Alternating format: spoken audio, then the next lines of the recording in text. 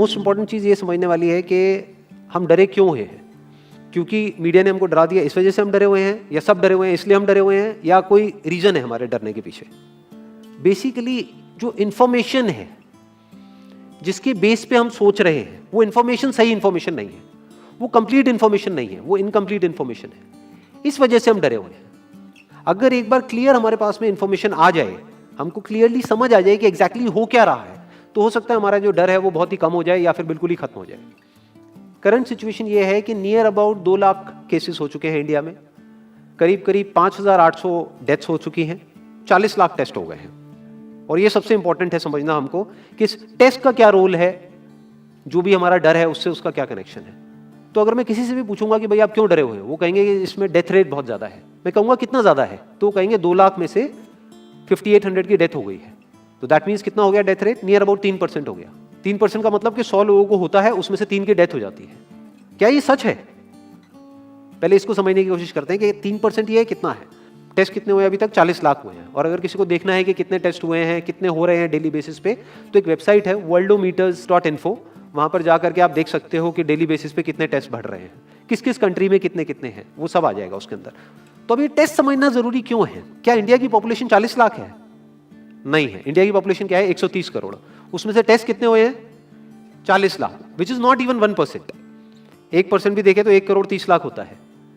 तो 40 लाख टेस्ट हुए, जिसमें से केसेस कितने डिटेक्ट हुए? Near about 2 lakh. ये बिल्कुल ऐसा है जैसे मान लो कि अगर मैं आपसे पूछता हूं कि दिल्ली में रोड्स के ऊपर कितने एक्सीडेंट होते हैं, तो आप क्या कहोगे? आप कहोगे भाई मुझे नहीं पता।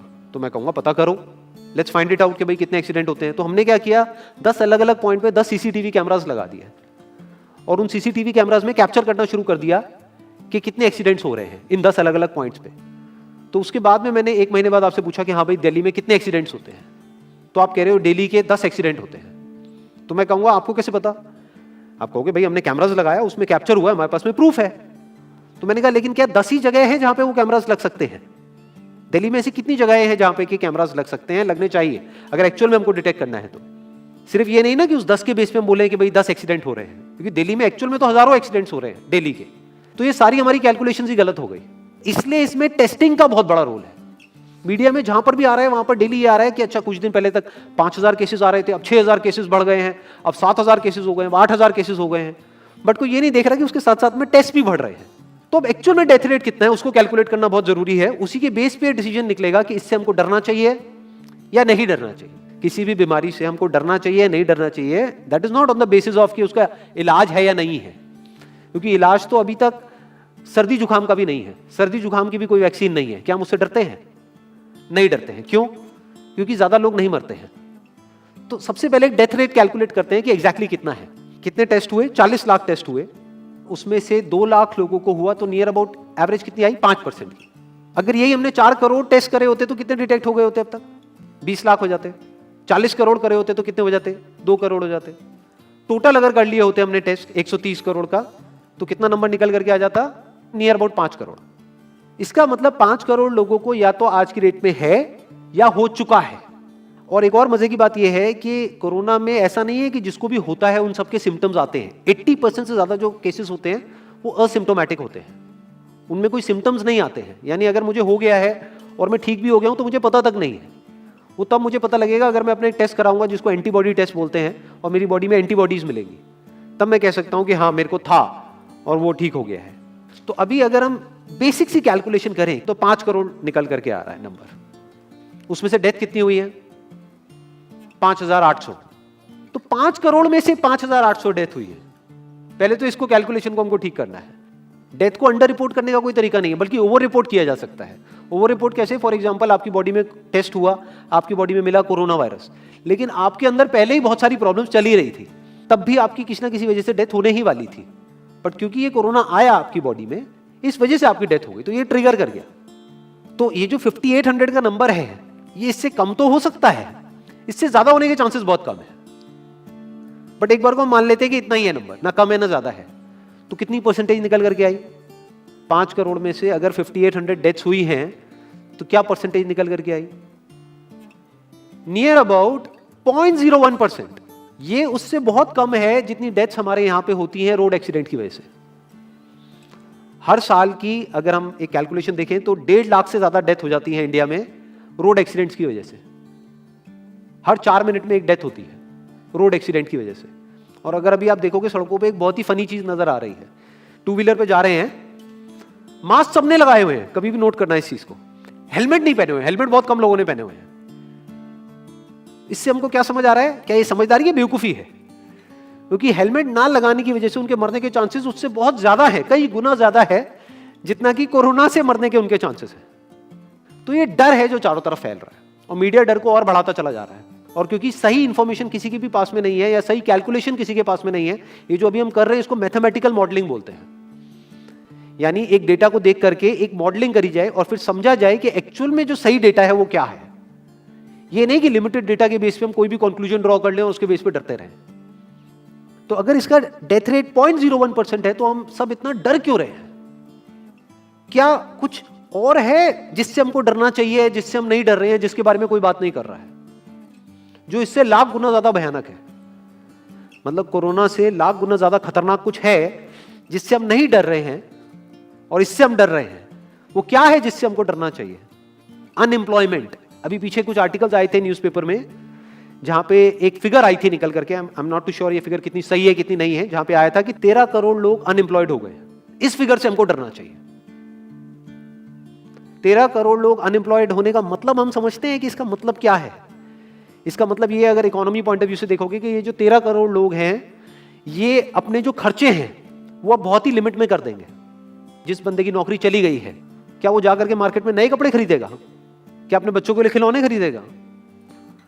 ट्रैवल एंड टूरिज्म तो भूल ही जाओ। ऐसी और हजारों इंडस्ट्रीज हैं जिनकी धज्जियां उड़ जाएंगी क्योंकि डिमांड कम हो जाएगी ओवरऑल इकोनॉमी के लेवल पे। जब डिमांड कम होगी तो क्या करना पड़ेगा इन ब्रांड्स को, इन कंपनीज को क्या करना पड़ेगा, इन मैन्युफैक्चरर्स को क्या करना पड़ेगा? अपनी सप्लाई को कम करना पड़ेगा। जितनी उन्होंने सप्लाई कम करी, अनएम्प्लॉयमेंट और बढ़ गया। कि आज जो नंबर 13 करोड़ है वो बढ़ करके कितना हो गया? 20 करोड़। यानी ये पूरा का पूरा लूप बन जाएगा। इस लूप को बोलते हैं रिसेशन, जो ग्लोबली ऑलरेडी रिसेशन आ चुका है।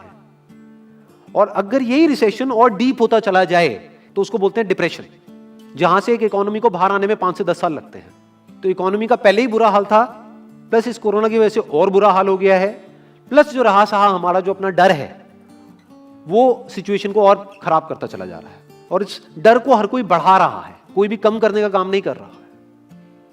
एक्चुअल में अगर आप मेरे स्टैंड पॉइंट से देखोगे तो डरने की कोई जरूरत ही नहीं है, क्योंकि जो डेथ रेट है वो बहुत ही कम है। तो हम डर क्यों रहे हैं? सोचो। बस इसलिए कि डेथ नहीं होनी चाहिए। अगर यही हमारा ऑब्जेक्टिव है कि डेथ नहीं होनी चाहिए, मतलब हम कहते हैं कि किसी की डेथ नहीं होनी चाहिए, तो फिर तो लॉकडाउन परमानेंट हो जाना चाहिए, सड़कों पे निकलना ही नहीं चाहिए, क्योंकि सीधा सीधा 1.5 लाख डेथ बचेंगी। 1.5 लाख लोग जो हर साल एक्सीडेंट में मरते हैं उनको हम बचा सकते हैं ना, उनकी लाइफ बच जाएगी। परमानेंट कर दो लॉकडाउन को। कैसा है आइडिया? ये बिल्कुल ऐसा है जैसे मैंने एक आदमी की एक कहानी सुनी थी। उसके घर में एक चूहा घुस गया, तो उस चूहे को उसने पकड़ने की बड़ी कोशिश करी, लेकिन वो चूहे को नहीं पकड़ पाया। तो एंड में उसने क्या किया? घर पे आग लगा दी, अपने घर में आग लगा दी। उसके बाद भी चूहा तो बच करके निकल गया, घर चला गया, घर जल गया। यही हालत है इसकी, कोरोना की। इस डर को हमको खत्म करना पड़ेगा, तब जाकर के इस प्रॉब्लम का एक्चुअल में सॉल्यूशन निकलेगा, जो रियल प्रॉब्लम है। और रियल प्रॉब्लम कोरोना नहीं है।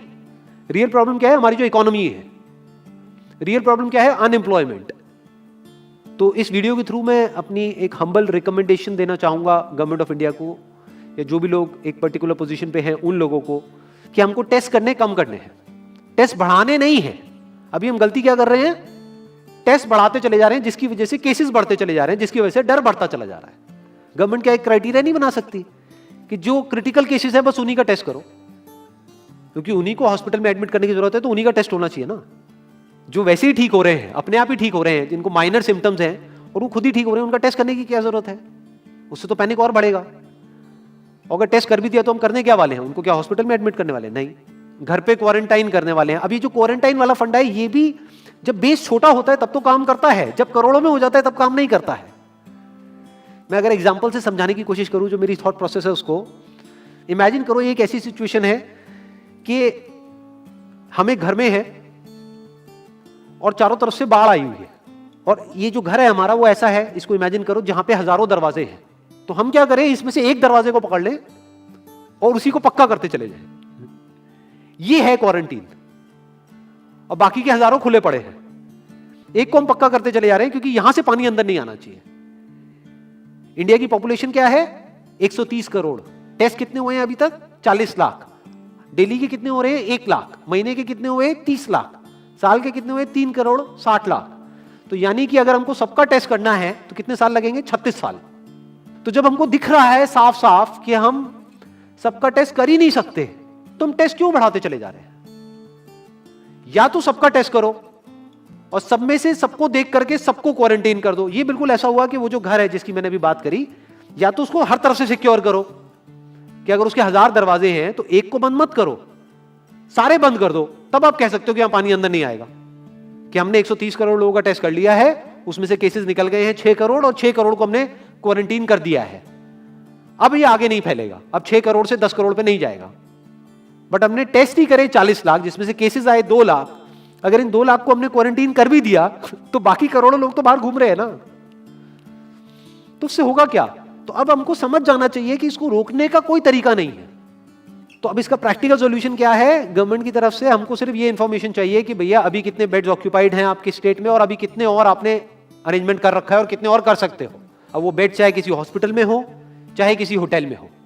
और प्लस ये इंफॉर्मेशन क्यों नहीं जा रही लोगों के पास में कि इतना डरने की जरूरत नहीं है जितना आप डर रहे हो। हाँ ठीक है, प्रिकॉशंस लो, सेफ्टी मेजर्स लो, सोशल डिस्टेंसिंग को मेंटेन करो, लेकिन इतना डरने की जरूरत नहीं है जितना आप लोग डर गए हो, क्योंकि डेथ रेट कम है। ये इंफॉर्मेशन जानी चाहिए अब लोगों के पास में, वक्त आ चुका है। अगर ये नहीं गई तो प्रॉब्लम सॉल्व नहीं होने वाली इकोनॉमी के लेवल पे। कॉन्फिडेंस खत्म हो चुका है, रियलिटी को हमको पहले समझना होगा। अभी प्रॉब्लम क्या हो रही है? हम कह रहे हैं कि हाँ कंस्ट्रक्शन एक्टिविटीज अलाउड है। गवर्नमेंट को क्या लग रहा है? अलाउड बोल करके सारी प्रॉब्लम सॉल्व हो जाएगी। अलाउड तो हो गई, बट मेरे जो फ्रेंड्स हैं जो कंस्ट्रक्शन इंडस्ट्री में हैं वो बता रहे हैं कि लेबर ही नहीं है, लेबर सारी अपने गांव चली गई है। तो अब कौन कंस्ट्रक्शन करेगा वहां पे? अब ये लेबर चली तो गई है, इसको वापस कैसे बुलाओगे? मीडिया में अगर रोज ये दिखेगा कि केसेस बढ़ रहे हैं, केसेस बढ़ रहे हैं, केसेस बढ़ रहे हैं, वापस आएंगे वो लोग? 1 से लाख नहीं आएंगे। तो उनको मीडिया में क्या दिखना चाहिए, न्यूज में क्या दिखना चाहिए? कि अब ये प्रॉब्लम सॉल्व हो रही है। तो लोगों के अंदर का डर निकलना चाहिए। यानी जो भी मैंने अभी तक कहा, अगर मैं उसको सम अप करूं तो वो क्या है प्रैक्टिकली, अगर पॉइंटर्स में सॉल्यूशन देखा जाए। नंबर 1 मोस्ट इंपॉर्टेंट, टेस्ट धीरे धीरे हमको कम करने हैं, बढ़ाने नहीं है। दिन के 1 लाख टेस्ट हो रहे हैं, मैं ये नहीं कह रहा कि एकदम से 10,000 कर दो, 1 लाख के 90,000 कर दो, एटलीस्ट बढ़ाओ मत। समझ गए? 1 लाख के 1.5 लाख टेस्ट मत करो दिन के, 2 लाख मत करो, क्योंकि तब भी 36 साल लगेंगे पूरा करने में। अगर आपने स्पीड डबल भी कर दी तब भी 18 साल लगेंगे। 18 साल तक तो पता नहीं ये बीमारी कहां होगी, किसी को याद तक नहीं होगा। तो करना क्या है गवर्नमेंट को? अगर थोड़ा सा सेंसिबली चले कि टेस्ट को धीरे धीरे कम करते चले जाओ, यानी 1 लाख से 90,000 कर दो, फिर कुछ दिन बाद 80,000 कर दो, फिर 70,000 कर दो। इसकी वजह से क्या होगा? मीडिया में केसेस कम होते हुए दिखेंगे, अखबारों में केसेस कम होते हुए दिखेंगे, हर जगह पे जहां पे अभी आ रहा है कि अभी तक की सबसे बड़ी फिगर, आज तक के सबसे ज्यादा केसेस, वो सब धीरे धीरे कम हो जाएंगे। कम मीडिया में पैनिक फैलेगा, कम पैनिक फैलेगा लोगों में, धीरे धीरे लोग बाहर निकलना शुरू होंगे, जो अभी नीड ऑफ द आवर है। धीरे धीरे लोग बाहर निकलेंगे, धीरे धीरे डिमांड बढ़ेगी, धीरे धीरे लोगों में कॉन्फिडेंस आएगा, धीरे धीरे लोग जो गांव चले गए हैं वो वापस आएंगे। एक्चुअल में काम शुरू होगा, ऑन पेपर नहीं कि काम शुरू हो गया है, एक्चुअल में लोगों का काम शुरू होगा, लोगों का काम शुरू होगा, इकोनॉमी शुरू होगी। बिल्कुल ऐसा है जैसे 2 महीने के लिए आप किसी गाड़ी को बंद करके कहीं पे रख दोगे राज में, तो क्या होगा? बैटरी डाउन हो जाएगी। उस वक्त क्या करना पड़ेगा? उसको धक्का मारना पड़ेगा। तो अभी उस धक्के की जरूरत है, जंप स्टार्ट की जरूरत है। अब जो टाइम है वो डरने का नहीं है, इस डर को खत्म करने का है। क्योंकि कोरोना ने जितने लोगों को नहीं मारा, ये डर मारने वाला है असलियत में। तो अब इस डर को खत्म करने का टाइम आ गया है। अब हम सबको मिलकर के दिमाग ये लगाना है, ये नहीं कि डर को कैसे बढ़ाएं, बल्कि दिमाग ये लगाना है कि डर को कैसे कम करें या खत्म करें, और लोगों के कॉन्फिडेंस को कैसे वापस से लेकर के आए।